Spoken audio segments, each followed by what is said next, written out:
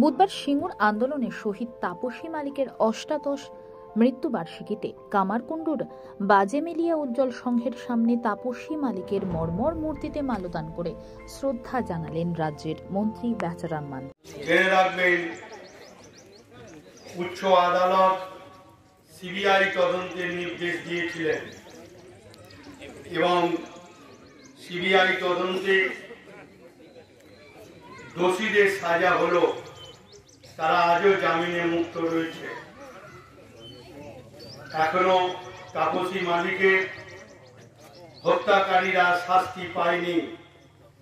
সেদিন যেরকম তাপসী মালিকের হত্যাকাণ্ড নিয়ে তৎকালীন মুখ্যমন্ত্রী তিনি কিন্তু একবারের জন্য তাপসী মালিকের বাড়িতে বা তাকে টেলিফোন করো অন্তত সহানুভূতি জানায়নি, যা আজকে নজিরবিহীন ঘটনা ঘটিয়েছিলেন।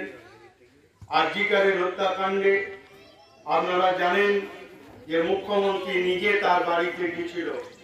সেদিন তৎকালীন মুখ্যমন্ত্রী বুদ্ধদেব ভট্টাচার্য সেই সৌজন্য শুধু দেখার নিয়ে এটুকু জেনে রাখবে। আজকে তাই আমরা প্রতি বছরই এখানে সমাবেত হই।